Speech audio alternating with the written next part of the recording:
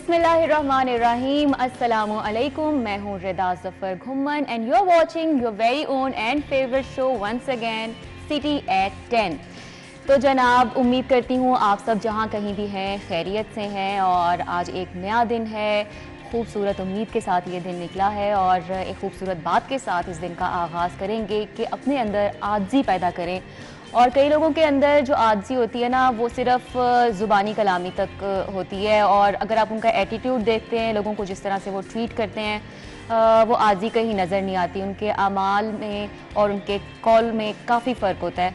तो अपने अंदर ऐसी आजिज़ी पैदा करें ताकि आपकी दुआएं जो है ना जी, वो जल्दी कबूल हो सकें। और अगर आप एक कोई नेकी करें, कोई खैरात करते हैं ना, तो इसकी भी आजिज़ी अपने अंदर पैदा करें और इस बात को माने कि ये जो नेकी आपसे होती है तो ये भी अल्लाह ताला के करम के तोफ़ैल ही होती है, ये भी अल्लाह ताला के फजल आप पे होता है, तभी आप ये नेकी कर पाते हैं। तो इस नेकी का तकब्बुर भी अपने दिल में कभी मत लेकर आएँ और इस आजिज़ी का भी तकब्बुर अपने अंदर कभी मत लेकर आएँ, ताकि आपकी दुआएं जो हैं वो अल्लाह ताला ज़रूर सुने। इसी बात के साथ अपने प्रोग्राम का आज आगाज़ करते हैं और शामिल करते हैं हमारी आज की टॉप स्टोरीज क्या हैं। सर्विसेज अस्पताल की ENT ऑपरेशन थिएटर में बिजली बंद हो गई और प्रिंसिपल और MS सर्विसेज अस्पताल फारिग कर दिए गए।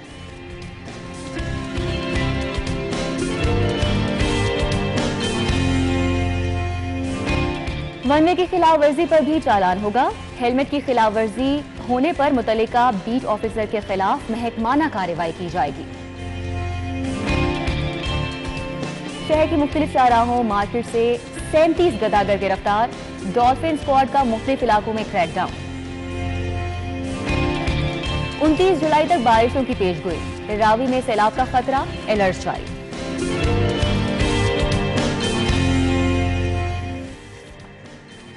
तो आज की टॉप स्टोरीज डिस्कस करने के लिए हमारे साथ हमारे टॉप रिपोर्टर्स, सीनियर रिपोर्टर्स मौजूद हैं, शाहिद सिफ्रा और Ali Sahil. Welcome to the show. अस्सलाम वालेकुम। मैंने टॉप कह दिया आपको, टॉप रिपोर्टर्स। बाकी सब नाराज ना हो जाए। देखिए, हम भी तो आपकी सपोर्ट करते हैं ना। बिल्कुल सपोर्ट करते हैं। तो फिर आप कहीं ना कहीं तो फिर आपसे अल्टीमेटली होगा, तो दिल में आपका नरम गोशा होगा हमारा। खैर, आज की जी फर्स्ट स्टोरी जो हमारी है, सर्विसेज अस्पताल की ENT ऑपरेशन थिएटर में बिजली बंद हो गई, जिसके बाद प्रिंसिपल और MS सर्विसेज अस्पताल थे उनको फारिग कर दिया गया। शायद सिर्फ आपसे जानूंगी आपके क्या कमेंट्स हैं। एक ऑपरेशन थिएटर की बिजली बंद हो गई और उसका जो कार्रवाई की गई है वो ये है कि जी प्रिंसिपल और MS को मुअत्तल किया गया है। क्या इससे मामला ठीक होंगे? बिस्मिल्लाहिर्रहमानिर्रहीम। देखें, जब से आपके निगरान वज़ीर आला हैं, उनकी जानिब से मुख्तलिफ हॉस्पिटल्स के दौरे किए जा रहे हैं, उसकी क्या बुनियादी वजह है कि वहाँ आने वाले गरीब और मुतवस्सित जो तबका है उनको बेहतरीन तिब्बी सहूलतें दी जाएँ। और ये जो है ये इंतहाई संगीन गफलत है, नाअहली कह लें इसको आप, मुजरिमाना गफलत मैं तो लफ्ज़ बोलूँगा कि ये है कि एक थिएटर में आप पेशेंट को लेकर पहुँचे हैं और उस थिएटर के तमाम आलात बंद हो जाएँ, जहाँ पे आपको नशा देना है, जहाँ आपने उसको ऑक्सीजन भी देनी है और दीगर तमाम मामला जो हैं लाइट के बगैर वो मुमकिन थिएटर में इंसान तब पहुँचता है जब वो मौत से लड़ रहा होता है। उससे पहले जो है वो ऑब्वियसली ये कोई आम मरीज नहीं होता। नहीं है। और थिएटर की लाइट का बंद होना और आलात का बंद हो जाना क्या मतलब है कि आप उसको मौत की वादी में धकेल रहे हैं, उसी के मुताबिक है ये बात। और ये सर्विसेज हॉस्पिटल सर्विसेज और बड़ा हॉस्पिटल है। अच्छा, फिर दूसरी जो इसमें राय आई थी वो ये आई थी कि आपके जो ऑफिस हैं जिसमें MS DMS बाकी जो जितनी आपके स्ट्रक्चर है उनके जो एग्जीक्यूटिव ब्लॉक्स हैं उनकी लाइट नहीं बंद होती, सिर्फ थिएटर्स की बंद होती है। भाई, अगर आपका डीजल ख़त्म हो गया है, जनरेटर आपने नहीं चलाया, पहली बात तो ये कि वो गफलत है कि आपने इतना सेंसिटिव मामला है हॉस्पिटल का और वो जनरेटर जो आपके थिएटर्स को सप्लाई देता है या किसी भी वार्ड को जहाँ पे पेशेंट है वहाँ पे, तो आजकल हब्स और इस गर्मी के मौसम में वहाँ तो ज़रूरत है बिजली की। अगर वो डीजल नहीं मौजूद था तो उसकी जिम्मेदारी सबसे पहले तो आयद होती है किस पे, क्यों नहीं खरीदारी की गई। फिर उसके बाद अगर आपके किसी दीगर ब्लॉक्स में जहाँ पे MS या बाकी लोग बैठे हैं, अगर वहाँ बिजली की सप्लाई चल रही है या जनरेटर का लोड वहाँ शिफ्ट करके चल रही है, ये दूसरी गफलत होगी। इस पर सीएम साहब की जानिब से नोटिस लिया गया था और 2 रुकनी कमेटी बनाने के बाद तो ये तो वाज़ेह हो गया था पहले दिन ही कि ये फ़राइज़ में गफलत तो है। और उसके बाद जब सिफारशात कमेटी ने पेश की हैं कल के इजलास में और CM साहब को बताया उन्होंने तो उसमें बराह रास्त जो आपके प्रिंसिपल और एमएस जो हैं, जो कि उस हॉस्पिटल के सरबराह हैं, जिन्होंने इंतजामी अमूर को चलाना है, जिन्होंने देखना है। खबर नहीं थी कि हमारे हॉस्पिटल में एक ऑपरेशन थिएटर में ये इशू चल रहा है, इसका कोई मुतबादल इंतजाम किया जाए। रिदा देखें, असल बात ये है कि ये तो ये मुअत्तल कर देना काफ़ी तो नहीं है मेरे ख्याल से। ये बिल्कुल आपकी बात है, ये इंतहाई हसास मामला है। देखें, एक पेशेंट जो है उसका ऑपरेशन हो रहा है, एक जान है और कीमती जान है। किसी का बाप है, किसी का भाई है, किसी का मियाँ है, पूरी फैमिली को बंदा रन कर रहा होता है। तो अगर कोई भी बंदा ऑपरेशन थिएटर में मौजूद है और आपके पास वसाइल नहीं है, आपके दफातर में तो वो चल रहे हैं, लाइट बत्ती चल रही है, वीवीआईपी रूम जो है उसमें एसी भी चल रहे हैं, वहाँ पे जो पेशेंट है वो तो बिजली बंद होने या आने से उसको कोई सरोकार नहीं है। तो ये जो सबसे हसास जगह है जहाँ पे आप गरीब गुरबा लोगों का ऑपरेशन करते हैं, उनकी टेक केयर करते हैं, उनके मामलात को देखते हैं, अगर वहाँ पे बिजली बंद होने के बाद इस तरह के मामलात हों तो ये इंतज़ामिया के लिए बायस शर्म बात है, चूँकि केयर टेकर को चाहिए। मौक़िफ़ क्या दिया है इन्होंने अभी तक जो केयर टेकर दिया गया है, क्या उनकी जानिब से जवाब पेश किया गया, क्यों इस तरह का वाक़या पेश आया? ये तो बात करते हैं, लेकिन ये जो जिस तरह ये मामला चलते हैं दफातर के, मैं चूँकि रोज़ाना हमने दफ्तरों में जाना होता है, जितने भी कोई डीजी होगा, आईजी होगा, आईजी जेल होगा या किसी भी डिपार्टमेंट का डायरेक्टर होगा, जैसे ही लाइट ऑफ होगी मैक्सिमम 10 या 15 सेकंड में ऑटोमेटिकली वो शिफ्ट हो जाएगी जनरेटर पे, और उसका कभी भी डीजल ख़त्म नहीं हो। और अगर ख़त्म हो जाएगा तो वो ना केयर टेकर रहेगा, ना एडमिन अफसर रहेगा, ना डिप्टी डायरेक्टर एडमिन रहेगा। तो ये सारी चीज़ें जो हैं, ये इस हायरार्की को तोड़ना चाहिए। ये जो आप कहते हैं खिदमत खिदमत खिदमत, असल ये है कि आप गरीबों को फैसिलिटेट करें। उन बेचारों का तो बड़े हॉस्पिटल का तो वैसे ही नहीं बंद होता, ना उनका डीजल ख़त्म होता है, क्यों सरकार के मामलात ही ख़राब होते हैं, क्यों सरकारी हॉस्पिटल जो इतने ज़्यादा फंड शायद जारी किए जाते हैं, फिर जाहिर सी बात है गवर्नमेंट करती है, फंड्स देती है, प्रोवाइड करती है, लेकिन वो फंड सारे ये एमएस ऑफिसेस के लिए, इन दफातर के लिए होते हैं, उनकी आराइश की जाती है, वो बिल्कुल सेट होते हैं, और जैसे ही आप उस दफ्तर से बाहर निकल के किसी सरकारी हॉस्पिटल के कॉरिडोर में जाते हैं तो आपको नज़र आता है कि क्या बुरा हशर होता है वहाँ पे। और इसी तरह सबसे ज्यादा बड़ी गफलत मैं इमेजिन नहीं कर सकती कि एक ऑपरेशन थिएटर वहाँ पे एक मरीज मौजूद है, देखिए आपको कभी जाना हुआ कि नहीं, मुझे अक्सर हॉस्पिटल में जाना हुआ है, गवर्नमेंट हॉस्पिटल में आप एमएस ऑफिस तक पहुँचते हैं, उस कॉरिडोर में बाहर देखें तो उनके लवाकिन और पेशेंट जो हैं उनका कोई परेशान हाल नहीं होता, लेकिन उसी ऑफिस से एमएस निकल कर अपने ड्यूटी दे रहा है, उसको वो नहीं पता कि उस कॉरिडोर में क्या हो रहा है, तो लोग किस तरह बैठे हैं। हम अगर लोग देख रहे हैं उन कॉरिडोर्स में कि उनके साथ क्या मामला चल रहा है, तो वो एमएस अपने ऑफिस से निकल कर तो नहीं देख रहा, डीएमएस भी अपने हॉस्पिटल उस ऑफिस से निकल कर नहीं देख रहा, उसको तो सारी आसाइशें उसके कमरे में मिल रही हैं। बात करने का मकसद ये है कि ये हॉस्पिटल और जो सेंसिटिव मामलात होते हैं, इसमें इलेक्ट्रिसिटी जो सप्लाई है, आपकी जो मर्जी हालत हो, आपका मर्जी जितना मर्जी बड़ा ब्रेकडाउन हो जाए, लोड शेडिंग हो जाए, जितना लोड बढ़ जाए, हॉस्पिटल्स को हमेशा प्रायोरिटी दी जाती है और उनको लोड शेडिंग से मुस्तस्ना करार दिया जाता है। और ये जो बड़े हॉस्पिटल्स हैं इनको डुअल सोर्स के जरिए दो ज़राए दो ग्रिड से बिजली दी जाती है। मुझे ये नहीं समझ आती कि 2 सोर्सेज होने के बावजूद सर्विसेज अस्पताल की बिजली बंद क्यों हुई। फिर तीसरा सोर्स उनके पास जनरेटर है, फिर वो भी बंद हो गया। अगर 2 सोर्स होकर और तीसरा जनरेटर के बावजूद आप हॉस्पिटल को रन नहीं कर पा रहे और इस तरह की बिजली की सहूलत नहीं पहुंच रही, तो फिर तो सीधी सीधी गफलत है आपकी। आपने बिल्कुल ठीक कहा, मुअत्तल होना या ओएसडी बना देना, या ओएसडी हुए हैं, मुअत्तल तो अभी शायद बाद में हो, कोई शोकाज नोटिस हो, उसके बाद क्या होता है। बात करने का मकसद ये है कि मैं सरकारी सतह पे ऐसा हिसाब से कई दफ़ा कहता हूँ कि मुअत्तल होने को सजा ही नहीं समझता। आज आप मुअत्तल हुए, महीने बाद किसी दूसरी जगह जाके लग जाना। बहुत बड़ी बड़ी गफलतें हमने पहले भी देखी हैं इस हवाले से। आज तक सबसे बड़ी सजा किसी को क्या दी गई है, क्या कानूनी कार्रवाई की गई है ना? इनको डिमोट करें, इनको पता चले, इनकी कोई ग्रेड कम करें, कोई मराद कम करें, तो प्रमोशन समझ आती है। किया जाता है थोड़ी देर बाद दोबारा से इनको रोकें कि आपको प्रमोट करना है 1920 जो भी ग्रेड है आपका, उसमें से अगर अगले ग्रेड में आपने जाना है तो आप साल या 2 साल आप प्रमोट नहीं हो सकते। ये तो है सज़ा, इसको तो हम कहते हैं कि महकमाना सज़ा है, इसके तौर पे हो सकती है। मेरे ख्याल में अगर सीएम ने इस बात का नोटिस दिया, इंक्वायरी कमेटी ने सिफारिशात में इनको इनकी गफलत और जो प्राइस में इन्होंने गफलत बरती है उसका सामने लाए हैं, और वो नजर भी आ रहा है।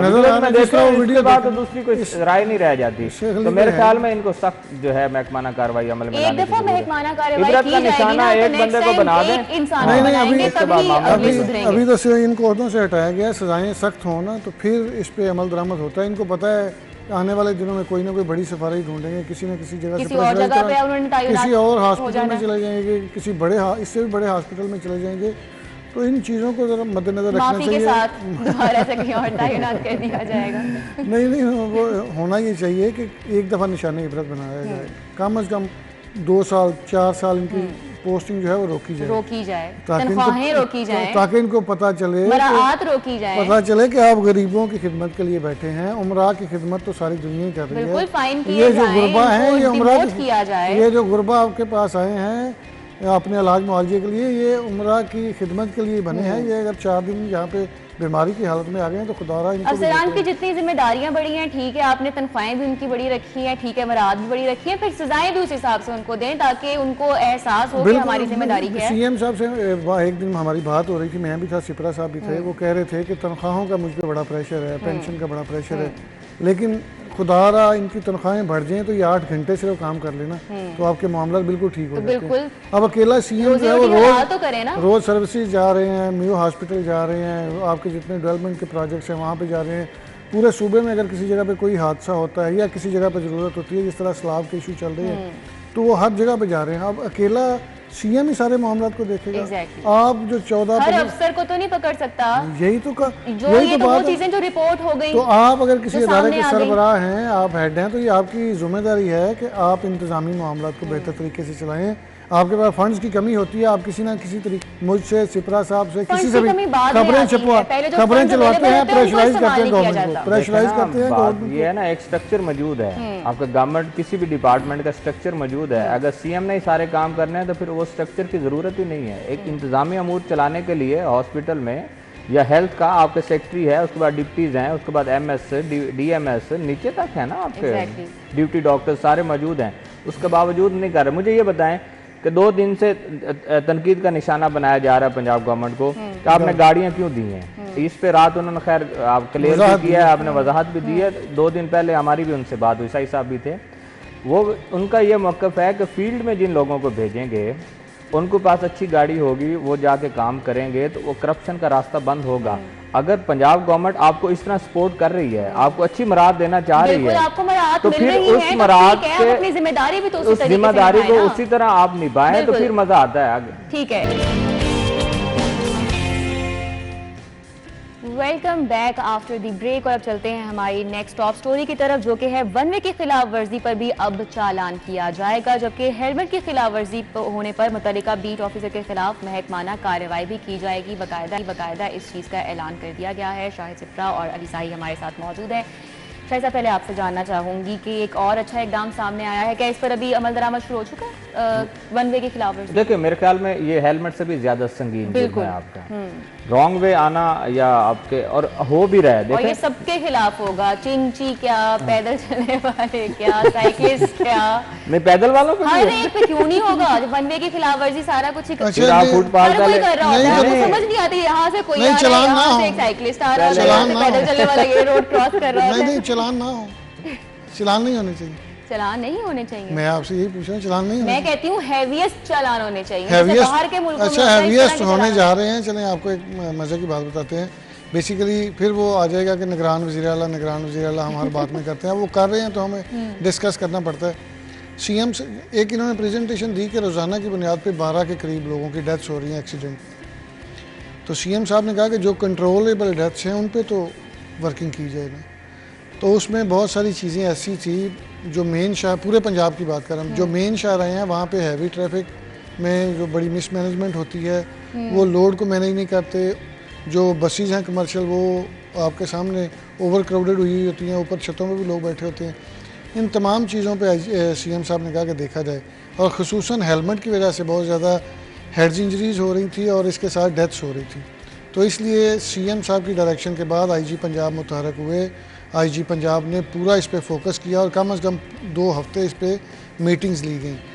जिस पर पूरे पंजाब की ट्रैफिक पुलिस को इस पे मुतहरक किया गया। और लाहौर में सिपरा साहब भी आ रहे हैं, मैं भी आ रहा हूँ, आप भी जब घर से आती हैं तो रास्ते में 2-4 जगह पे वार्डन्स खड़े जो हेलमेट नहीं पहनते उन लोगों के चालान कर रहे हैं और बड़ी तादाद और बड़े लोग नहीं भी पहनते। नहीं देखे ना आप उनके बाद रिदा देखे थोड़ी बात सिपरा साहब एक बात सुने, अजय बात सुने, आप उनके पास जाल तो है नहीं कि जो भी है उस पर फेंक के वो बड़ा आसान है, चौक चौराहे में खड़े हैं, आपको खड़े करते हैं उनके साथ, 4-4 आप रोक के दें, नहीं रुकते हैं लोग, मेरी बात सुने, चलान हो रहा है। और ये देखिए आप CTO लाहौर मुस्तनसर फिरोज की जानब से डायरेक्शन दी गई है कि हेलमेट की खिलाफ वर्जी पर मुतलका बीट अफसर के खिलाफ कार्रवाई होगी, बिल्कुल होनी चाहिए। सस्पेंड कर देंगे ना, इससे ज्यादा तो और उनको फांसी दे। आप अपने रवैये नहीं ठीक करेंगे, अवेयरनेस देना, रवैये ठीक करना, अवेयरनेस पे जाके अवेयरनेस कितनी दें। मैं तो रिदा एक बात सुनिए, देखें सिपरा साहब नहीं चलान कर सकते, सिपरा साहब के और कुछ नहीं कर सकते। लेस्को ने एक स्क्वाड बनाया था, से क्या हो जाएगा उनको, आज आपको चलान हुआ है ना, तो क्या आप कल से पहनना शुरू कर देते हैं? अच्छा चलिए मेरी बात साहब एक मिनट, इतवार का रोज कल मैंने ट्रैवल किया, साई साहब तो खैर अपने घर एंजॉय करने गए हुए थे। कल मैं यही देख रहा था कि आपके 90% लोगों ने हेलमेट नहीं पहना हुआ था, पहनना चाहिए। देखें इंसानी जिंदगियों का मसला है, आपके लिए ये कानून बनाए गए हैं, आपकी सेफ्टी के लिए बनाए गए हैं। कानून बनाने का मकसद क्या था? अच्छा यही अब थोड़ी सी बात कह रहे हैं कि 90% लोगों ने हेलमेट नहीं पहना और पिछले 3-4 हफ्तों से हम देख रहे हैं कि चलान हो रहे हैं धड़ाधड़। 765 मोटरसाइकिलें बंद की गई हैं, 1,21,774 के कागजात कब्जे में लिए। क्या हुआ है? फिर लोग उसी तरह हो गए, तो क्या एजुकेशन की कमी है। साई साहब मेरी बात सुना, मैं वही तो कहना चाह रहा हूँ कि अवेयरनेस दें लोगों को, आप रोकें, आप 1000-1500 कर दें, ठीक है, वो आ रहा होगा 2000 नहीं, वो 5000 अभी शायद, अभी तो डायरेक्शन तो दी है, अभी होगा तो फिर शायद टिकट ज्यादा होना चाहिए, इसमें कोई दूसरी राय नहीं है। सबसे पहले ये है कि हमें खुद जिम्मेदारी का मुजाहिरा करना है ना, कौम की हैसियत से, उसके बाद हम ट्रैफिक पुलिस या इन लोगों को तनकीद का निशाना बनाएं। वो लोग जो 4-5 लोग चौक चौराहे में खड़े हैं, उनको आपके साथ कोई जाती दुश्मनी तो नहीं है, वो तो अगर उनको कानून पर अमल दरामद करवाने के लिए आज हम अगर तनकीद का निशाना बना रहे हैं तो वो सिर्फ इसलिए करवा रहे हैं कि आपकी ज़िंदगियों का मसला, ठीक है, सोर्स ऑफ रेवेन्यू है, उनकी रेवेन्यू जनरेट भी हो रहा है, वो आपके गवर्नमेंट के पास भी जा रहा है, सारा कुछ है, लेकिन मेरा ये है कि ये कई दफ़ा कैंपेन शुरू हुई, ये अब कई साल पहले भी चली, फेड आउट हो जाती है, ठीक है, फिर उसके बाद देखें अल्टीमेटली आहिस्ता आहिस्ता खामोशी होती ख़त्म हो जाती है। तो अगर मुस्तकिल बुनियादों पे चलना है तो हमें मुसलसल कॉलेजेस यूनिवर्सिटीज़ में या हमारे जो सरकारी दफातर हैं इनकी सतह पे जाके अवेयरनेस देने की ज़रूरत है, और बिलखसूस जो हमारे रेस्क्यू इदारे हैं, जो रेस्क्यू के अब ये CM साहब को कह रहे हैं कि डेथ्स होती हैं, कंट्रोल जो है एक्सीडेंट्स होते हैं रोजाना की बुनियाद पे हो रहे हैं। मैं रॉन्ग वे पे आता हूँ, मैं इससे मैं दूसरी बात, साई साहब को टाइम मिलेगा, साई साहब आप बोलिएगा।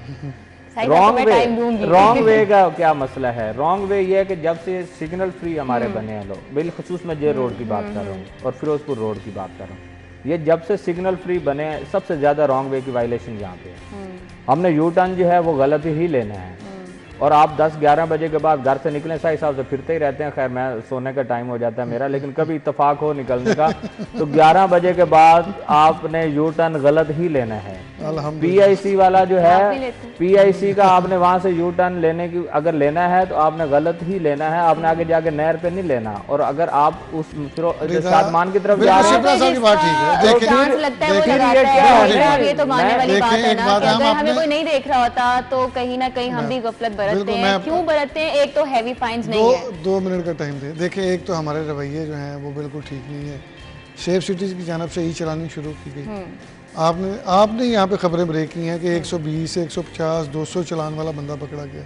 हम इतने बेहिस लोग हैं, इतने बेहिस लोग हैं कि हमें ये भी पता है कैमरा देख रहा है, चलान हो जाएगा, इसके बावजूद हम वायलेशंस करते हैं। और अब जिस तरह इन्फोर्समेंट की जा रही है, चीज़ों को देखा जा रहा है, रोज़ाना की बुनियाद पे नाके लगा के लोगों के चलान किए जा रहे हैं। 2000 का चलान बड़ा चलान है, इससे 2 हेलमेट 5000 का कह दिया गया है, 5000 का कह दिया गया है। तो ये देखें, अगर एक CTO लाहौर इस पे चीज़ों को इम्प्लीमेंट करवा रहा है, इसमें आपको ट्रैफिक पुलिस खड़ी नजर आ रही है, इसके बावजूद अगर 90% लोग नहीं पहन रहे चलान हेलमेट, तो फिर इनका क्या हाल है? कितनी को आपका इनको अवेयरनेस दें?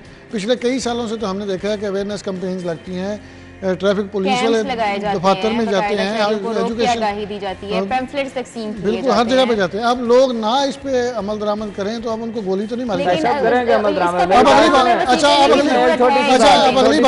अब अगली बात सुनिए, इसमें बहुत सारे ऐसे लोग हैं जिनमें इतनी इस्तात नहीं है कि वो इतने बड़े चलान दे सके, लेकिन इसके बावजूद सबसे ज्यादा खिलाफवर्जियां वो करते हैं। इस्तात नहीं है, उनको चाहिए कि घर से हेलमेट पहन के निकले, हेलमेट पहन के निकले, वन वे की खिलाफवर्जी करते ही वो है। तो अब ट्रैफिक पुलिस क्या करे? 3300 से 3500 करीब ट्रैफिक पुलिस है लाहौर की, बिल्कुल 3 शिफ्टों में काम करती है, दफातर में भी मौजूद है, वीवीआईपी के रूट्स को भी देखना है, ट्रैफिक के मामला को भी ठीक करना है, चलान भी करने हैं अपने जो पंजाब गवर्नमेंट तो ये सिपरा साहब जो सिपरा साहब कहते हैं कि जितने भी बगैर हेलमेट के घूमते हैं वो सारे सबसे ज्यादा मूवमेंट सीएम की है ना, और सीएम को नहीं अब प्रोटोकॉल मौजूदा सीएम नहीं ना ले रहा, उससे पहले अभी तो फिर करे ना, तो कर रहे हैं वो। अच्छा मेरी बात करने का एक आखिरी बात, ये रोड आप मार रोड पे तो चलान कर रहे हैं, फिरोजपुर रोड पे भी हो रहे हैं। सबसे ज्यादा आपकी मोटर बाइक एक सर्वे करवा लें, गुंजानाबाद इलाके में शरह ज्यादा है, आपका बागबानपुरा, धर्मपुरा, शालामार लिंक रोड, हरबंसपुरा ये है।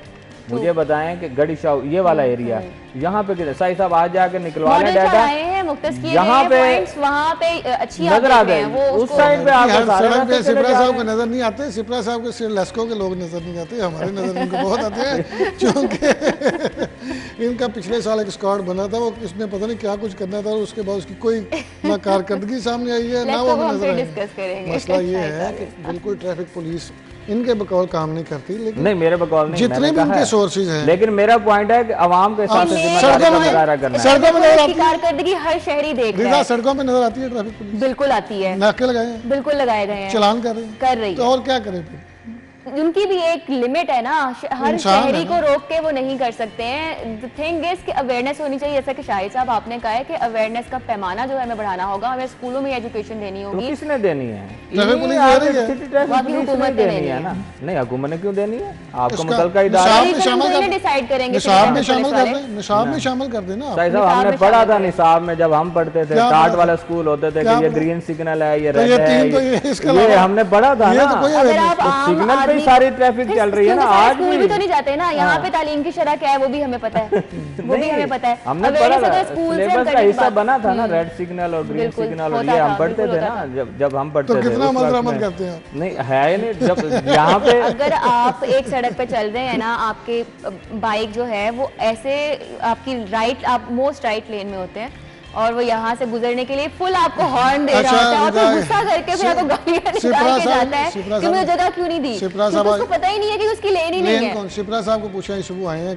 कितनी बाइक्स इन्होंने देखी हैं राइट वाली लेन में, फास्ट ट्रैक में, और वो हक समझ के वहाँ पे चला रहे होते हैं, उनको पता ही नहीं होता वो रूल्स की खिलाफवर्जी कर रहे हैं। खुदा की कसम खा कर मैं सुबह निकला हूँ, मैं जर्टन रोड पे हुआ, लेफ्ट साइड पे एक भाई साहब थे, बिल्कुल सेंटर में बाइक खड़ी थी, मेरे से आगे गाड़ी थी, उस बेचारे ने 10 सेकंड वेट किया, फिर उसने हारन दिया, तो उसने वापस देखा है, उसने कहा क्या है, उसने कहा चलो साइड से गुजर जाए, फिर उसको नजर आया रवैये बदलने की जरूरत है ना, वो किस तरह बदले जाएंगे? आप एक पहले महंगाई है, फिर उसके ऊपर आप 2-2 हज़ार का जिद कर रहे हैं उन लोगों को, उनको ये पूरी रूल है, जब तक सजाएं सख्त नहीं होती नहीं हो रहे ना, आप सजा दे रहे हैं, ये खुद कह रहे हैं कि कल 90% हेलमेट के थे, मुझे ये बताएं कल 90% लोग बगैर हेलमेट के चलान हाँ है, तो इसके बाद फिर क्या हो गया? 2000 का चलान आपका सेफ सिटी है ना, आप क्वींस रोड गड़ी शाह का निकलवा लें डाटा, आप कितने लोग बगैर हेलमेट के बाइक चला ररे थे, आप अभी आज जाके ले लें डाटा, लेकिन बात करने का मकसद ये है कि आप 2000 का चलान 5000 का चलान करें, अगर एक चीज पर अमल दरामद ही नहीं होना और आवाम ने उसको अडॉप्ट ही नहीं करना, उस चीज को ऑन ही नहीं आवाम करेगी, तो फिर उसका कोई फायदा नहीं है। वो अपनी जेबों से पैसे देते जाएंगे, कौमी खजाना बढ़ता जाएगा, लेकिन नहीं फायदा उसका। क्या फायदा होगा अगर वो पैसे लेके किसी को छोड़ रहे हैं, अगर वो करप्शन नहीं, ये नहीं बात हम कर रहे हैं, अगर तो और बात कर रहे हैं, इस तरफ आप जा रहे हैं। नहीं, आप कह रहे थे कि कल 90% लोगों ने हेलमेट नहीं पहना था, अब 2000 के चलान के बावजूद अगर कोई नहीं हेलमेट पहन रहा, उसकी बाइक बंद की है, 78,000 गाड़ियाँ मोटरसाइकिलें जो है वो थानों में बंद की गई हैं। 1.25 लाख से ज़्यादा कितनी रजिस्टर्ड है बाइक? लाहौर में तो हर साल 14 लाख के करीब रजिस्टर्ड। फिर उसमें क्या डाटा आपने बंद किया? मुझे लगता है कि बाइक ही नहीं देनी चाहिए, पहले उसको देनी चाहिए, पहले उसे पूछना चाहिए कि do you know these rules and regulation. इसी तरह चिंची रिक्शा को चिंची रिक्शे नहीं मिलने चाहिए, ये आप किसी को कोई व्हीकल नहीं मिलना चाहिए। वो हमारे यहाँ बड़ा आसान तरीका है, जहाँ कैमरा जो है आपको ऑर्डर मिलता है पुलिस को ना कि यहाँ कैमरा अलाउ नहीं है, मीडिया नहीं जाएगा, तो वो कह देते हैं कि सिक्योरिटी इश्यूज हैं, आप नहीं जा सकते। आप वही बात कर रहे हैं कि जो चीज इशू कर रही है आप उसको खत्म ही कर दें। आपको वो चीज मिलनी ही नहीं चाहिए, आपके पास ये राइट ही होना चाहिए। और सड़कों पर जिस चीज की अवेयरनेस नहीं है उसको नहीं मिलना चाहिए। सिपरा साहब के पास ट्रैफिक पुलिस की अवेयरनेस नहीं है, इनको मसाइल की जरूरत है। माय पॉइंट इज कि ठीक है, फाइन भी ज्यादा होने चाहिए, अवेयरनेस जो है उसका लेवल हमें बढ़ाना होगा, क्योंकि लोगों को नहीं पता होता कि वो रूल्स की खिलाफ वर्जी कर रहे हैं। जिनको पता भी है और फिर भी वो कर रहे हैं तो उनके लिए हैवीएस्ट फाइन होने चाहिए। यहाँ पे चलते हैं हम एक ब्रेक पे, ब्रेक के बाद दोबारा से हाजिर होंगे।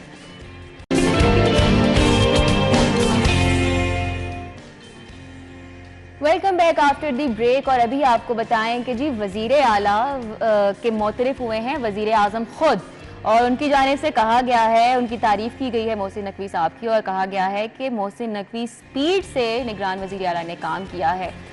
इस पर हम क्या कमेंट्स हैं वो भी जानेंगे, लेकिन आपको पहले दिखाते हैं कि वजीर आजम की जानिब से क्या कहा गया है।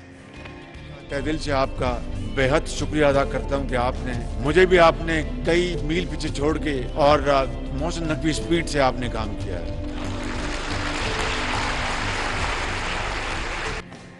जी शायद देखा है आपने, क्या कहेंगे आप? वजीर आजम जो कि शहबाज स्पीड के नाम से फेमस थे, उन्होंने अपना टाइटल जो है उसको बढ़ाकर मोहसिन नकवी स्पीड कर दिया है, तो ये उनकी आला ज़र्फी भी है। और दूसरा, अगर उनके काम को मोतरफ भी हैं और एतराफ़ भी किया और नज़र भी आता है। देखें आप पब्लिक में भी आज जाएं तो उनके जो काम हैं वो पब्लिक भी इस पे बात कर रही है कि सीएम जो है जो इलेक्टेड सीएम होता है उससे ज़्यादा जो आपके निगरान सेटअप है, जिन्होंने सिर्फ इलेक्शन करवाने के लिए जो आते हैं वो इतने काम कर रहे हैं। तो मैं कहता हूँ कि ये प्राइम मिनिस्टर को उनकी तारीफ बनती है कि हूँ प्राइम मिनिस्टर शहबाज शरीफ, जिन्होंने वो स्पीड की तारीफ कर रहे हैं। तो इसका मतलब है कि स्पीड है इसकी बुनियाद। एक दिन मुझे ग्रेड 21 के एक अफसर कह रहे थे कि वो कहे शुक्र करें सियासतदान के मोहसिन नकवी का भी इरादा नहीं कि वो सियासत में है, नहीं तो इनके लिए बड़ी परेशानी का बायस है जिस तरह वो काम करते हैं। और मेरा ख्याल है उनकी नेचर ऐसी है। हम तो पिछले 12-14 साल से सिपरा साहब देख रहे हैं कि वो काम पे फोकस, जो काम वो कह देते हैं ना, हम सारे कहते हैं कि सर नहीं ऐसे है वैसे है, वो करके दिखाते हैं। तो वो अपनी उनकी नेचर ऐसी है, वो उस पर बिल्कुल उसी के मुताबिक काम कर रहे हैं। उनमें कोई तब्दीली नहीं आई कि वो सीएम बन के प्रोटोकॉल्स लें। इवन आपने मेरी स्पीड को भी पीछे छोड़ दिया। आपके देखें ना, गुनाह किसी के थे, कफारा कोई दे रहा है। आप कई सारे डेवलपमेंट के प्रोजेक्ट्स से आके मोहसिन नकवी साहब ने रुके हुए थे, कई सालों से रुके हुए, तो वो महीनों में मुकम्मल हुए। और मुझे और सिपरा साहब को इस बात का पता है कि एक दिन हमें सीएम साहब बता रहे थे, बात कर रहे थे कि एक प्रोजेक्ट है जिसके बारे में पीएम कह रहे थे कि अगले साल फरवरी माह तक पूरा कर लें।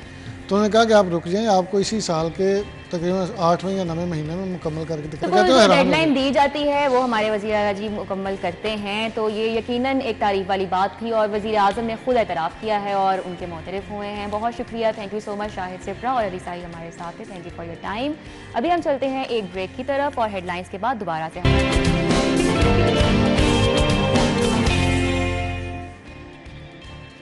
Welcome back to the show. और अब ब्रेक के बाद हमारा आज का टॉपिक है, उसको डिस्कस करेंगे। उसके लिए हमारे साथ हमारे गेस्ट मौजूद हैं और वो है आंखों की बिनाई।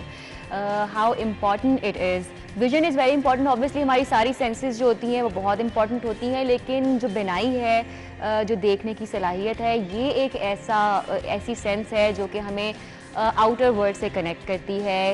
रंग, क्या शेप्स हैं और किस तरह से हरकत को देखने के लिए, हर चीज़ के लिए आंखों की जो बिनाई है बहुत इंपॉर्टेंट होती है। इसकी हिफाजत कैसे करनी है, आजकल बहुत ज़्यादा जो है आईसाइट वीक हो रही है लोगों की, इसकी क्या वजूहात हैं? बच्चों में ये बीमारी जो है वो अब आती जा रही है। हर दूसरे शख्स को जी ग्लासेस लगे हुए, ऐनक लगी हुई है और कॉन्टैक्ट लेंसेज लगाते हैं। क्या इनकी एहतियाती तदाबीर हैं और किस तरह से इसको बेहतर बनाया जा सकता है, हमारे गेस्ट से आज डिस्कस करेंगे। आई स्पेशलिस्ट है हमारे साथ नासिर चौधरी साहब और साथ ही साथ हमारे साथ हैं nutritionist Juha Akram. Welcome to the show. अस्सलाम वालेकुम। जी वालेकुम सलाम, thank you very much for your time both of you. और आपसे सर मैं स्टार्ट करूँगी कि बिनाई तेज़ करने के लिए तो ठीक है, वो एक बात की चीज़ है कि क्या क्या उसका इलाज हो सकता है, लेकिन सबसे बड़ी वजह क्या है आजकल आप देखते हैं हमारी नौजवान नस्ल में बड़ा ये जो हमारी आई साइट वीक होना शुरू हो गई है, इसके क्या रीजंस होते हैं? जी थैंक यू वेरी मच। सबसे पहले तो मैं I would like to acknowledge your contribution and initiative. आपने बड़े इंपॉर्टेंट एस्पेक्ट पे बात करने के लिए मुझे इनवाइट की है। तो आपका क्वेश्चन बड़ा पर्टिनेंट और रेलिवेंट है। उसमें ये कि अभी करंट जो आप स्पेशली अगर आप प्री कोविड और कोविड ईरा को भी अगर इस तरह ले लें, तो करंट सिनेरियो में जो डिजिटल स्क्रीन आप कह रहे हैं, इसके बड़े जो है एडवर्स हैज़र्ड्स देखने के लिए में आए हैं, स्पेशली कोविड के बाद, कोविड में और कोविड के बाद। क्योंकि पहले भी स्क्रीन का यूज़ जैसे मोबाइल या लैपटॉप्स का ज़्यादा था, और अभी ऑफ कोर्स उसके बाद कुछ वर्चुअल लर्निंग और फिर बच्चे घर में जो जितने लोग घर में ज़्यादातर रहने की वजह से वो ऑफ कोर्स स्क्रीन का यूज़ ज़्यादा होगा। होता ये कि देखिए, अगर आप करंट अगर आप जो इंटरनेशनल या लिटरेचर या क्लिनिकल ट्रायल देख लें, तो अगर बच्चों की बात अगर आप करें तो बच्चों में ये होता है कि जिन बच्चों की बिनाई कमज़ोर नहीं है, अगर वो स्क्रीन का ज़्यादा यूज़ करते हैं और ज़्यादा जो टाइम उनका छोटे बच्चे होते हैं जिनको आजकल मोबाइल दे दिया जाता है, 2 साल की उम्र के वो होते नहीं है, उनके सामने जब तक फ़ोन नहीं ना रखते तो तब तक वो खाना नहीं खाते। आजकल एक ये नया ट्रेंड शुरू हुआ हुआ है, और ये माएँ क्योंकि उनको संभालना मुश्किल होता है, तो उनके लिए सबसे आसान है कि बच्चों के आगे खाना रखा, साथ उनके आगे फ़ोन चला के कार्टून्स लगा के दिए, और बच्चे इतने महव हुए होते हैं और विदाउट ब्लिंकिंग वो उस चीज़ को देख रहे होते हैं। और छोटे छोटे बच्चों में जो है वो आजकल ग्लासेस का यूज बढ़ता जा रहा है। अब देखिए, आपने बात बिल्कुल सही की। बच्चों ने स्पेशली जब कोविड की हम बात करें तो वो जो ई लर्निंग है जो उसमें वो तो एक जेन्युइन हमारा इशू था, जेन्युइन कंसर्न था, लेकिन उन्होंने बच्चों ने ब्लैकमेल करना शुरू कर दिया।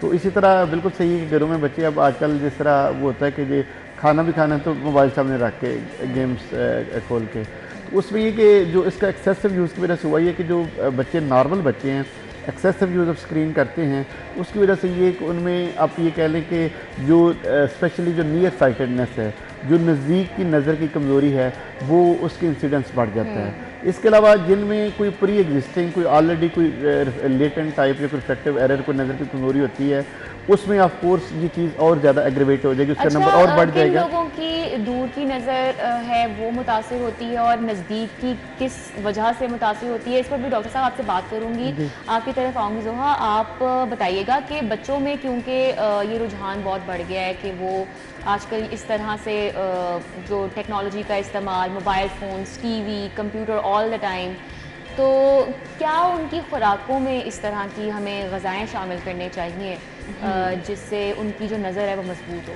सबसे पहले तो जज़ाकल्लाह खैर, thank you so much Rida for having me on the show.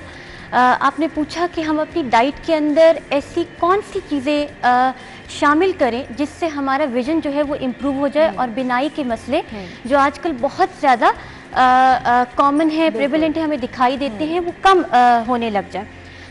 देखिए, अल्लाह रब्बुल इज़्ज़त की ज़ात ने जितनी भी ऑर्गेनिक और जितनी भी नेचुरल चीज़ें इंसान के इस्तेमाल के लिए पैदा की हैं, उनकी बेतहाशा सिग्निफिकेंस है, यानी कि वो किसी सिग्निफिकेंस की तहत अल्लाह ताला ने उनको हमारी डाइट में शामिल करने के लिए उनकी फसलें हमारे इर्द गिर्द उगाई हैं ताकि हम उनकी सिग्निफिकेंस को समझें। क्योंकि कहा जाता है कि गौर व फिक्र 70 साल की इबादत से ज़्यादा बेहतर है। तो कहते हैं कि कैरेट्स जिनके अंदर विटामिन ए कंटेंट जो है बहुत ज़्यादा है और बीटा कैरोटीन ज़्यादा हैं, वो बहुत अच्छी होती हैं बिनाई के लिए। लेकिन अगर गौर किया जाए, गौर व फिक्र किया जाए कि जब कैरेट्स को काटा जाता है तो एक गुलाइक सी शक्ल आती है हमारे सामने, और जो मेडिकल के स्टूडेंट्स होंगे और मेडिकल हेल्थ प्रोफेशनल्स होंगे वो इस चीज़ को समझते होंगे कि वही जो कैरेट का स्ट्रक्चर है बेसिकली आई की रेटिना, कॉर्निया, ऑप्टिकल नर्व, वो कुछ ऐसा ही स्ट्रक्चर है। तो और कैरेट्स की इफादियत नज़र के तेज़ करने में भी है। इसी तरह ये तो एक कैरेट की एग्जाम्पल मैंने ली, अगर आप टमाटोज़ की एग्जाम्पल लें, उसके अंदर ल्यूटिन का कंटेंट बहुत ज़्यादा होता है, और ल्यूटिन क्या है, हार्ट फ्रेंडली डाइट है। और अगर टमाटो को काटें तो उसके जो 4 चैम्बर्स हमें दिखाई देते हैं, हार्ट के भी 4 चैम्बर्स होते हैं इसी तरीके से। इसी तरह जिस तरह की शेप्स हैं वो इफेक्ट बिल्कुल कर रही हैं उस ऑर्गन को आपके मतलब मैं आपको ये बताना चाह रही हूँ कि कायनात के राजों को अनवेल करना, अनलॉक करना, ये इंसान के बस में अल्लाह ताला ने गौर व फिक्र के जरिए के तहत रखा है। इसी तरह किडनी बीन्स की अगर हम जानिब देखें तो वो किडनी हेल्थ को इम्प्रूव करती हैं, लेकिन आपने खुसूसन क्योंकि विजन के बारे में बात की तो carrots, beetroot, apple juice, carrot juice और बीटरूट का जूस बनाकर उसको कम से कम 3 से 6 महीने के लिए वो बंदा जिसको नियर बच्चों को भी दे सकते हैं। बिल्कुल, बच्चों को भी इस जूस का इस्तेमाल कराया जा सकता है। उससे उनका विजन रिवर्स होने लग जाएगा जो कि लॉस हुआ था। यानी कि कैरेट जूस, बीटरूट जूस और एप्पल जूस, क्यों? क्योंकि वो रुकेगा वहां पर, बल्कि वो बेहतर होने लग जाएगा। इसका इस्तेमाल 3 से 6 महीने के लिए किया जा सकता है। इसके अलावा तमाम green leafy vegetables, broccoli, spinach, जितनी भी ग्रीन लीफी वेजिटेबल्स हैं, अगर हम अपनी बच्चों की ईटिंग हैबिट्स को थोड़ा सा इम्प्रूव कर दें, जो कि अडल्ट की बनिस्बत ज़रा थोड़ा सा कॉम्प्लिकेटेड होता है। मैं पहले भी एक आध दफ़ा कह चुकी हूँ कि बच्चों को पॉजिटिवली मोटिवेट करें। जब भी उनको खाने की हैबिट्स कोई मतलब अगर उनको हेल्दी खाने के लिए अगर उनको ग्रीन लीफी वेजिटेबल्स की आपने हैबिट डेवलप करनी है उनके अंदर कि वो ये चीज़ें खाएं, तो उनको पॉजिटिव स्टिमुलस डेवलप करके कि देखो तुम ये खाओगे तो मैं तुम्हें फलां चीज़ गिफ्ट करूंगी, फलां टॉय गिफ्ट करूंगी। ये हम पॉजिटिव स्टिमुलस डेवलप कर रहे हैं उसका ग्रीन लीफी वेजिटेबल्स करते हैं। बच्चों के सामने कहेंगे ये तो नहीं खाता, ये तो ये फल नहीं खाता, ये तो ये सब्जी नहीं खाता, तो वो ऑब्वियसली दे आर लिसनिंग और उनके सबकॉन्शियस में वो सब कुछ फीड हो रहा है। बिल्कुल। और वो फिर उस तरह से एक्ट करने लग जाते हैं। तो आपको जैसा कि आपने कहा कि पॉजिटिव स्टिमुलस जब तक आप उनको साथ नहीं देते हैं कि मेरे कहने का मतलब ये रिवॉर्ड नहीं देते हैं, रिवॉर्ड की तरफ उनकी अटेंशन दिलवाए, बजाय इसके कि उनको ये कहेंगे अगर तुम ये नहीं खाओगे तो मैं तुम्हारी कंप्लेंट करूंगी तुम्हारे बाबा को आज, या इस तरह की कोई बात, तो वो इस तरह उनका नेगेटिव स्टिमुलस डेवलप हो जाएगा और शायद वो उनकी वो हैबिट ग्रीन लीफी वेजिटेबल या फ्रूट्स की तरफ डेवलप नहीं हो पाएगी जिस तरह से हम चाहते हैं। अच्छा डॉक्टर साहब, आपसे जानना चाहूँगी, coming back to my question, जो मैं आपसे बात कर रही थी कि दूर की जो नज़र कमज़ोर होना और नज़दीक की कमज़ोर होना, इसकी सेम वजह होती है?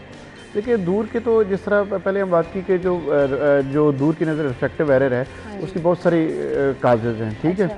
और वो यूजुअली जो ज़ाहिर है जो आपके जो बच्चों में, अडल्ट में या मिडिल एज में ज़ाहिर ऑफ कोर्स उसकी रीजंस होती हैं, उसके साथ वो प्रेजेंट करती है। जो नियर जो आपकी नियर जो नज़दीक जो हाँ वो जो प्रेस बायोपिया उसको कहते हैं, नियर विजन तो स्पेशली जो है आप ये कह लें कि अभी 35 ईयर्स के बाद जो उसका नियर विजन्स का जो है वो प्रिविलेंस जो है वो स्टार्ट होता है। और वो आप ये कह लें कि एज रिलेटेड फिनोमेना है। वो आँख के अंदर के जैसे जो लेंस के अंदर जो चेंजेस हैं, उसके जन्यूज से रिलेटेड चेंजेस हैं, उसके कैप्सूल से रिलेटेड चेंजेस हैं, वो उस वजह से है। तो दैट स्टार्ट्स अराउंड 35 साल के बाद शुरू होता है। तो बाकी जो आपकी जो दूर की जो है वो ज़ाहिर बच्चों में, अडल्ट में और मिडिल एज में प्रेजेंट करती हैं। अच्छा डॉक्टर साहब, हम लोग कॉन्टैक्ट लेंसेज इस्तेमाल करते हैं, तो क्या सही तरीका होता है? क्योंकि लोग बहुत देर तक वो इस्तेमाल, क्या इसमें क्या एहतियाती तदाबीर हैं जो कि लोगों को ध्यान रखना चाहिए कि उनकी आंखें, क्योंकि अक्सर कॉन्टैक्ट लेंसेज की वजह से इफेक्ट होती हैं, क्योंकि वो बहुत देर लगाना शुरू कर देते हैं, रात को उतार के नहीं सोते, तो कौन कौन सी प्रिवेंशंस हैं जो कि जिसका ख्याल रखना बिल्कुल देखिए उसमें बिल्कुल अगेन ये बड़ा इंपॉर्टेंट आपका क्वेश्चन है। और इसको हम ये कह लें कि अब अब तक इसका यूज़ करते हैं कॉन्टैक्ट लेंसेज का।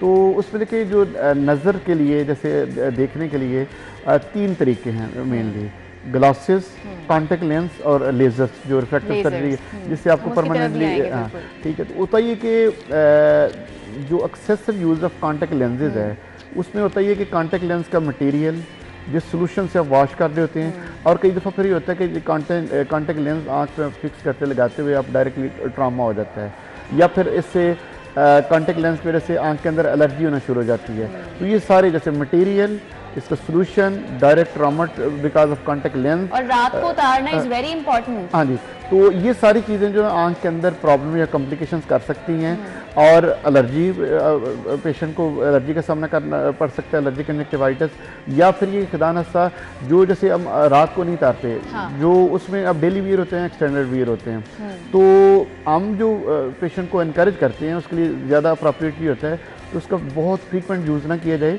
उसको इवेंट्स पे यूज़ कर लीजिए। बाकी आपको ग्लासेस यूज़ करें, या you should shift towards the laser, ठीक है। तो अब अगर खुदा न खास्ता कॉन्टेक्ट लेंस आप ज़्यादा यूज़ करेंगे तो एक तो कॉन्टेक्ट लेंस जो ये मैंने रिस्क, इसकी वजह से आंख के अंदर जख्म या कार्नियल अल्सर बन जाता है, तो that can lead to permanent blindness.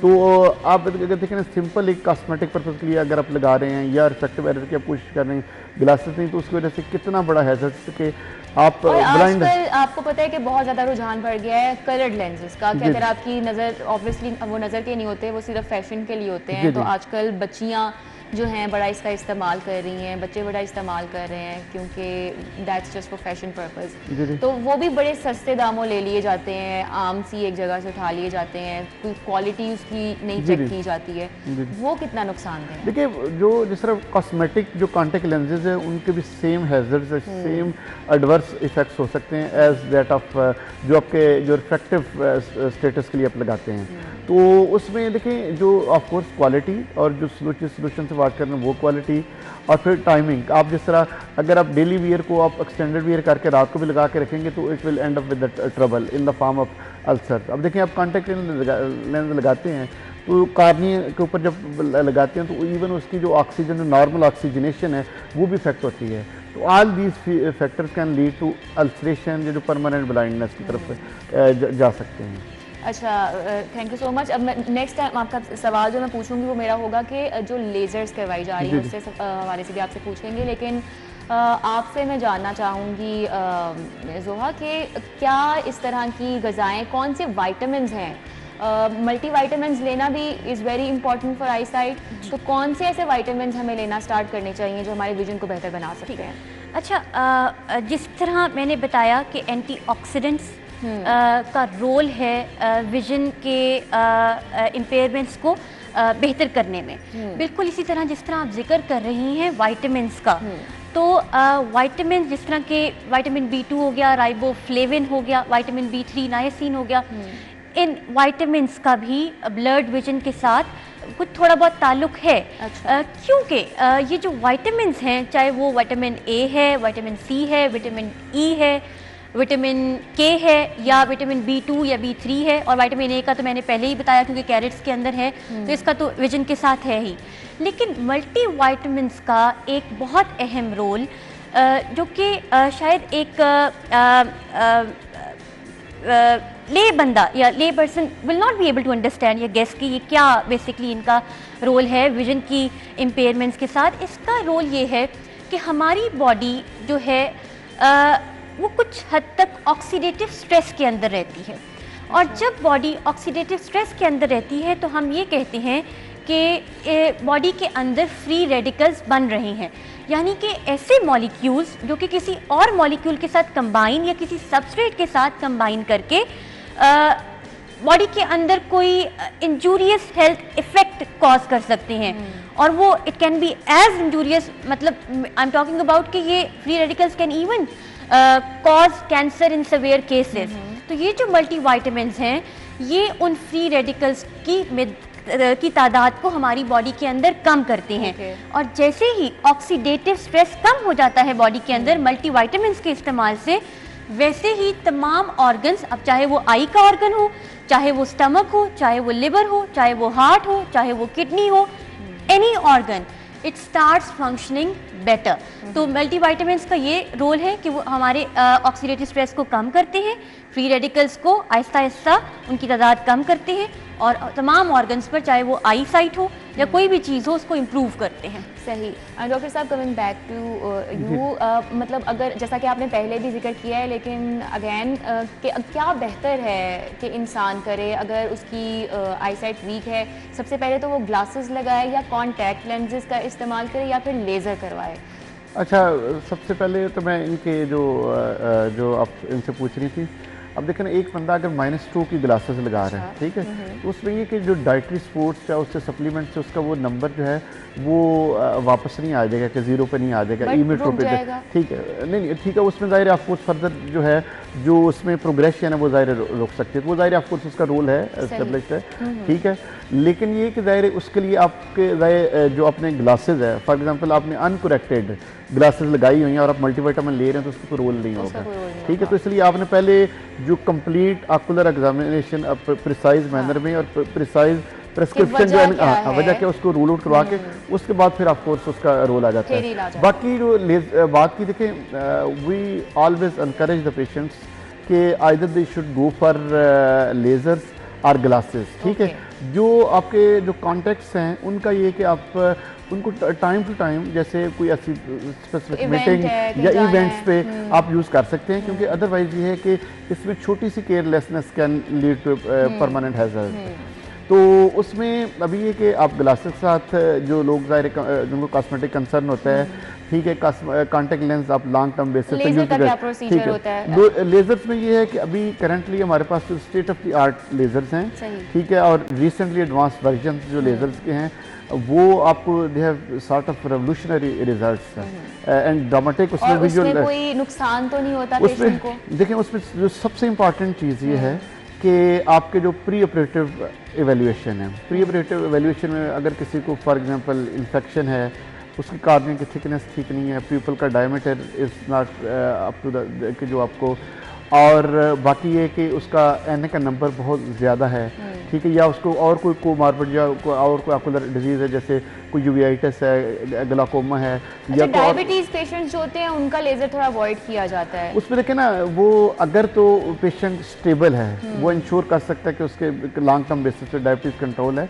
तो उसमें किया जा सकता है। लेकिन ज़ाहिर है हमारे यहाँ क्योंकि डायबिटीज़ एक बहुत बड़ा इशू है, तो अनकंट्रोल्ड होता है, तो इसलिए इस वजह से वो यूजुअली अवॉइड किया जाता है। तो लेकिन ज़ाहिर है जो आपकी ये सारे पैरामीटर्स अगर विद इन नॉर्मल लिमिट्स हैं, तो इसके बड़े एक जिसे कहते हैं कि एक सेफ और ड्रामेटिक हार्मलेस प्रोसीजर होता है किसी के लिए भी। हार्मलेस प्रोसीजर, लेकिन एक प्री ऑपरेटिव एवेल्यूएशन करने के बाद। ठीक है, और कितनी आपकी नज़र वीक हो, कितने पॉइंट्स, तो उस पर आप सजेस्ट करते हैं कि अब आपको लेज़र करवा लेनी चाहिए? देखिए उसमें ये कि सेफली अगर आप कहें, उसमें ज़ाहिर हर प्रोसीजर की लेज़र के डिफरेंट प्रोसीजर्स हैं, ठीक है, डिफरेंट टाइप्स हैं जैसे लेज़र किया जाता है, लेकिन सारे सेफ और स्टेट ऑफ द आर्ट हैं।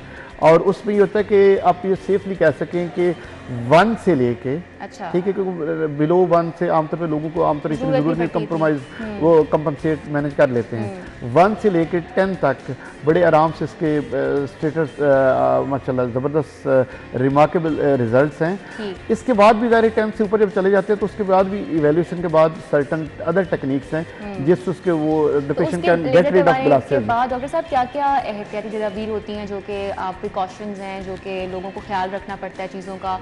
कुछ दिनों तक घर से बाहर नहीं निकलना, लेकिन लाइफ टाइम जो एक उनको एहतियात करनी पड़ती है वो भी होती है बीच में। देखिए उसमें कोई ऐसा नहीं जो धूप में कहते हैं नहीं निकलना without glasses after laser, just a matter of आप ये कह लें कि एक जो सबसे जो करंट टेक्निक है, आप ये कह लें कि फेमटोलेसिक, तो उसमें ये just a matter of day, ठीक है, या मैटर ऑफ डे और hours the patient is comfortable enough.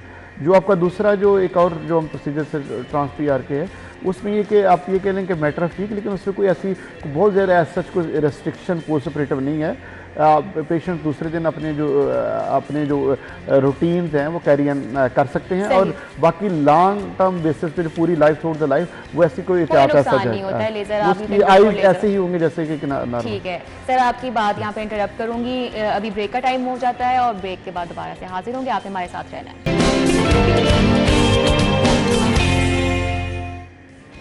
Welcome back to the show. और क्योंकि हम बात कर रहे हैं अपने विजन के हवाले से कि किस तरह से हम इसको सेफ रख सकते हैं, जिन लोगों का ख़राब है क्या क्या वजूहात होती हैं, क्या क्या उसके सॉल्यूशंस हैं, तो हमारे साथ हमारे गेस्ट मौजूद है। एक बार फिर से मैं आपका रुख करूँगी डॉक्टर साहब, डॉक्टर नासिर चौधरी हमारे साथ हैं, आई स्पेशलिस्ट हैं। आपसे मैं जानना चाहूँगी काले मोती और सफ़ेद मोती के हवाले से कि बुज़ुर्गों में आजकल ये बहुत ज़्यादा बढ़ता जा रहा है, तो उसकी क्या वजूहात होती हैं और उसका इलाज क्या होता है? जी थैंक यू वेरी मच। अच्छा, जो काला मोती है ना, बेसिकली ये आप कह लें कि जो आँख के अंदर जो फ्लूइड होता है एक किसी उम्र, उसकी प्रोडक्शन ओवर प्रोडक्शन या उसके ड्रेनेज के इलाके की वजह से होता है, तो ये एक बड़ी खतरनाक बीमारी है। Silent killer of the vision इसको कहा जाता है, ठीक है। और अगर ये कि क्योंकि कई दफ़ा होता है कि हमारे जो इंटेलिजेंट और पढ़े लिखे पेशेंट भी इसकी जो सिम्टम्स को पिक नहीं कर सकते, क्योंकि ये इनिशियली जो साइड वाली विजन है उसको आप क्या कह रहे हैं पंजाबी ज़बान के साइड से नज़र को खाता है। अच्छा। तो बहुत सारे लोगों को इसकी वजह क्या होती है, क्यों ये आपके काला मोती बनना शुरू होता है? वो मैंने जिस तरह बताया कि वो एक्वियस ट्यूमर जो फ्लूइड है आंख के अंदर, ठीक है, जो उसकी ब्लॉकेज की वजह से या ओवर प्रोडक्शन की वजह से। साइड की नज़र को खाता है, पता नहीं चलता, तो उससे डेंजरस है और जितना नुकसान करता है उसको रिवर्स नहीं किया जा सकता। इरिवर्सिबल विजुअल लॉस करता है। 7 से 10% इसका इंसिडेंस है अक्रॉस द ग्लोब, जो डिफरेंट पोजीशन पे। और इसमें देखिए ना, बहुत सारे जो फैमिली जो हिस्ट्री बड़ी इंपॉर्टेंट है, जिनकी फैमिली में काला मोतिया है उनको बड़ा एक स्ट्रॉन्ग एक जो एक फैक्टर बन जाता है उनके लिए कि जो आगे फैमिली में मुंतकिल हो जाता है।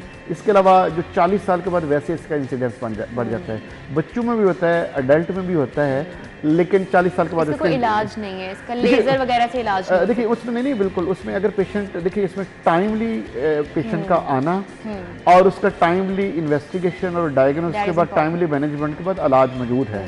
ठीक है, अगर पेशेंट फॉर इंस्टेंस अगर इग्नोर कर जाता है किसी वजह से, उसको पता नहीं चलता या लेट प्रेजेंट करता है, तो उसके बाद उसमें ये जाहिर है वो इरिवर्सिबल जो जितना नुकसान है वो वापस नहीं आ सकेगा। That is a dangerous. ठीक है, अब उसमें ये होता है कि जाहिर है अगर ये टाइम पे पेशेंट आ जाता है तो इन्वेस्टिगेशन के बाद इसकी जाहिर है सफेद मोती क्या होता है? हाँ, इसकी मैं बता दूं, काला मोती की इसकी ड्रॉप्स और लेजर और जो फिर जो सर्जिकल के बाद इसकी जो मैनेजमेंट दैट इज पॉसिबल। सही सही। सफेद मोती से डिफरेंट है, लेकिन ज़ाहिर पाकिस्तान क्योंकि थिकली पॉपुलेटेड कंट्री है, फाइनेंशियल क्राइसिस हैं, हाई इन्फ्लेशन रेट की वजह से लोग अपनी जो बीमारी पे कंप्रोमाइज़ करते रहते हैं, कॉमनली बहुत कॉमन है। इसका इंसिडेंस देखिए उसका 7 से 10 है, इसका तकरीबन अगर आप कह लें 50 साल के बाद 51% है। जो एज बढ़ती है इसका इंसिडेंस बढ़ता जाता है, यहाँ तक कि ये 76% तक बहुत ह्यूज इंसिडेंस है। एज रिलेटेड इसका ज़्यादा कॉमन है, और भी ज़ाहिर है कई ऐसी दवाइयाँ आप इस्तेमाल करते हैं जिनकी वजह से हो सकता है, कोई और एसोसिएटेड आपको आई के डिजीज की वजह से हो सकता है जी। लेकिन ये केस का ये होता है कि अगर आप कोर्स बिल्कुल इसमें भी टाइमली आना चाहिए। अगर ये टाइमली आप आते हैं तो ज़ाहिर है सर्जरी के बाद आपकी सारी की सारी विजन बिल्कुल परफेक्टली रिस्टोर हो जाती है। लेकिन ज़ाहिर अगर इसमें भी आप लेट कर देंगे तो ये लेट करने से सफेद मोतिया काला मोतिया में भी कन्वर्ट हो जाता है, जिसे हम लेंस इंड्यूस्ड ग्लाइकोमा कहते हैं। तो इसलिए टाइमली आना और इन्वेस्टिगेट कराना और टाइमली इसका मैनेजमेंट करना दैट इज वेरी इंपॉर्टेंट। क्योंकि टाइम हमारे पास कम है तो मैं आप दोनों के लास्ट कमेंट्स जाना चाहूँगी। ज़ोहा, आपके कोई लास्ट मैसेज कि कैसा लाइफस्टाइल होना चाहिए, कैसी डाइट होनी चाहिए जो लोगों को अपनानी चाहिए अपने विजन को सेफ रखने के लिए? विजन के हवाले से जिस किसी को भी कोई विजन इम्पेयरमेंट है वो भी या ब्लर्ड विजन का या नियर साइटेडनेस का या फार साइटेडनेस का कोई भी दूर या नज़दीक की बिनाई का डिसऑर्डर है, तो उसके लिए ये 4 चीज़ें जो मेरे जहन में मौजूद हैं उसका मैं तज़किरा यहाँ पे करना चाहती हूँ। देखिए, पहले मैंने जिक्र किया था beetroot, apple, carrot juice का। एक तो इसका इस्तेमाल जिन बच्चों की, अडल्ट की या बूढ़ों की भी जो है नज़र बिनाई कम है, तो उनको एक तो इस चीज़ का इस्तेमाल, इस जूस का इस्तेमाल करना है 3 से 6 महीने, और अगर इफ़ेक्ट पॉजिटिव आए तो फिर इसको कंटिन्यू कर लें फॉर 1 और 2 ईयर्स। दूसरी चीज़ जिसका जिक्र मैं यहाँ करना चाहती हूँ, आलमंड्स यानी कि बादाम, सौंफ और मिश्री पाउडर मिलता है आराम से अंसारी की दुकान पर, तो मिश्री पाउडर और बादाम और सौंफ को ग्राइंड करके उसका पाउडर बना के 1 बड़ा चम्मच दूध, नीम गर्म दूध के अंदर सुबह शाम इस्तेमाल करें। उससे भी जितना विजन लॉस हुआ है वो आहिस्ता आहिस्ता रिकवर होने के चांसेस हैं। अगर प्रोलॉन्ग ड्यूरेशंस के लिए इस को इस्तेमाल किया जाए। तीसरी चीज़, मेरी नानी अम्मी ने मुझे जब मैं 15 साल की थी मुझे बताया था कि अल्लाह ताला का नाम या नूरू, इसका विर्द करने से बिनाई के इश्यूज़ रिजॉल्व होते हैं। और वाकई में मेडिटेशन बेसिकली एक रिलैक्सेशन टेक्निक होती है कि जो हम अल्लाह ताला के नाम पढ़ते ही रिलैक्सेशन टेक्निक होती है। जब हमारे इन तस्बीहात को, इन जिक्र को पढ़ने से हमारी ज़िंदगी की तरफ आउटलुक पॉजिटिव हो जाता है, और जब पॉजिटिव आउटलुक हो जाता है तो ऑर्गन्स भी पॉजिटिवली फंक्शन करने लग जाते हैं। तो अल्लाह ताला के 2 नाम या नूरू और या बसीरू के साथ दोस्ती करें वो लोग जिनको विजन प्रॉब्लम्स है, क्योंकि अल्लाह ताला के नाम तो वैसे भी विलायत का भी राज है, बिल्कुल बरकत वाले नाम है, और इनके अंदर। और लास्ट चीज़, वो लोग, वो बच्चे जिनका स्क्रीन टाइम बहुत ज़्यादा है और अडल्ट भी, उनके लिए एक छोटा सा रूल है जिसको कहते हैं 20-20-20 रूल। 20 मिनट्स के लिए आप किसी डिजिटल डिवाइस पर बैठे, mobile phone, computer, TV screen, तो 20 मिनट्स के लिए 20 मिनट्स के लिए बैठे तो 20 सेकेंड्स के लिए 20 फीट अवे किसी ग्रीन चीज़ को देख लें या किसी भी चीज़ को देख लें 20 सेकेंड्स के लिए। ये ब्रेक्स थोड़ी थोड़ी देर बाद देते रहें तो विजन पर ये जो ब्लू रेज होती हैं डिजिटल डिवाइसेस की, उनसे इफेक्ट नहीं पड़ेगा। सही, थैंक यू सो मच। यकीनन अगर ये रूल बच्चे में हम उसको आदत डालें तो उनके लिए हेल्पफुल होगा। डॉक्टर साहब, योर लास्ट मैसेज। अच्छा, एक तो ये कि शुगर के हवाले से जो बात हो रही थी, बहुत एक जिसे कहते हैं कि एक one of the major causes of irreversible visual loss sugar भी ऐसा ही है। पाकिस्तान तीसरा बड़ा मुल्क है शुगर में। हर 7वीं प्रेग्नेंट वुमेन जो है दैट इज़ जो डायबिटिक है, और तकरीबन 40% जो लोग हैं आंखों की बनाई के असरात होते हैं इनमें जो शुगर से के पेशेंट हैं। हर 10 में से एक जो बंदा है वो इरिवर्सिबल या परमानेंट ब्लाइंडनेस की तरफ जा सकता है। तो उसमें जो इम्पॉर्टेंट चीज़ ये है कि ब्लड प्रेशर, शुगर, कोलेस्ट्रॉल, आपके किडनी के इशू है, स्मोकिंग है, आपके जो बाकी जो है अपना प्रेगनेंसी में इसका कंट्रोल जो है, इन चीज़ों को अगर आप कंट्रोल करते हैं तो तकरीबन आप बहुत बड़ा इंसिडेंस है 50% से 60% आप डायबिट जो आँख के ऊपर जो इसके शुगर के असरात हैं उनको आप स्टॉप कर सकते हैं। इनका आते हुए एक तो 2020 इज़ वेरी इंपॉर्टेंट। दूसरा ये कि जो उसकी ब्लू लाइट निकल रही होती है उसके लिए आप गॉगल इस्तेमाल करें, या उसके ब्लू लाइट के लिए होते हैं बिल्कुल स्क्रीन फिल्टर्स मिलते हैं, वो आप यूज़ कर सकते हैं। और बाकी ये कि जितना आप इसको ब्लिंकिंग को ज़्यादा करें, ठीक है, और आधे घंटे ना करें मुसलसल स्क्रीन के ऊपर। Thank you so much for your time. Eye specialist doctor Nasir Chaudhry हमारे साथ थे, साथ न्यूट्रिशनिस्ट जोहा अकरम हमारे साथ थी। It was very nice having you. Thank you so much. चलें जी, अभी हम चलते हैं एक ब्रेक की तरफ और ब्रेक के बाद दोबारा से हाजिर होंगे। आप हमारे साथ ही रहिएगा।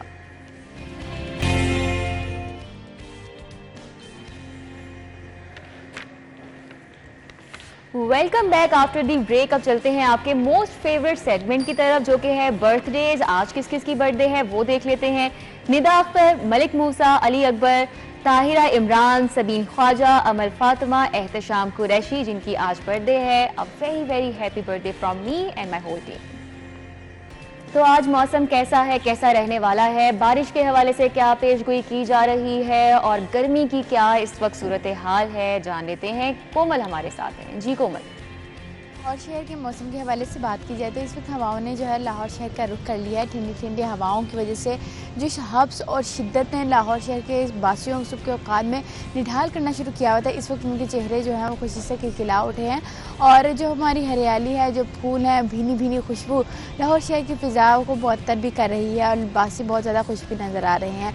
टेम्परेचर के हवाले से बात करते हैं तो मौजूदा दर्जा हरा 34 डिग्री सेंटीग्रेड रिकॉर्ड किया जा रहा है और आइंदा 24 घंटों के दौरान लाहौर शहर में तकरीबन 5% रिमझिम के हवाले से इम्कानात ज़ाहिर कर दिए गए हैं, यानी कि मौसम कुछ मज़ीद बेहतर हो सकता है। ऐसी पेशगोई जो है वो माहिरीन की जानिब से की जा रही है।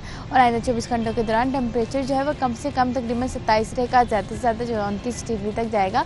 और हवाओं का सिलसिला जो है जब मज़ीद तेज़ होगा तो जहाँ पर हम टेम्परेचर में कहीं कमी देखेंगे, वहीं हम मौसम में भी मज़ीद बेहतरी देखेंगे और शहरी भी मुतमईन देखेंगे।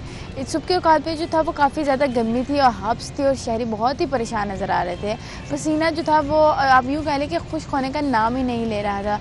जैसे हवाएं जो हैं वो चली तो शहर लाहौर के बासियों ने जहाँ पे सुख का सांस लिया, वहीं पसीने में की भी कुछ देर के लिए ही सही, लेकिन पसीने से जो है शहर लाहौर के बासियों की जान छूट गई है।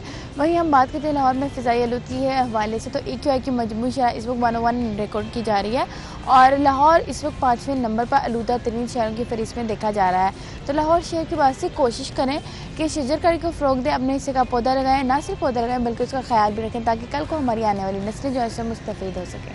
ठीक है, बहुत शुक्रिया कोमल हमारे साथ ही मौसम का हवाल बता रही थी। और अब उन लोगों को बर्थडे विश करते हैं जिनके नाम रह गए हैं। तो देखते हैं किस किस का बर्थडे है। हसन, कायनात नवीब, जैन अकरम, हसन फरीद, मोहम्मद दानियाल, जुनेद और इमरान भट्टी हैं जिनका बर्थडे है। मेरी तरफ से और मेरी पूरी टीम की तरफ से आपको बहुत बहुत सालगिरह मुबारक हो, खुश रहें, आबाद रहें। और अब कल जिसका बर्थडे है आपकी टीवी स्क्रीन पर नंबर मौजूद है, आपने अपना नाम और प्यारी प्यारी खूबसूरत सी तस्वीर हमें भेजनी है और मैं और मेरी टीम आपको भी इंशाल्लाह ज़रूर विश करेगी। अभी चलते हैं एक ब्रेक पर और ब्रेक के बाद दोबारा से हाजिर होंगे।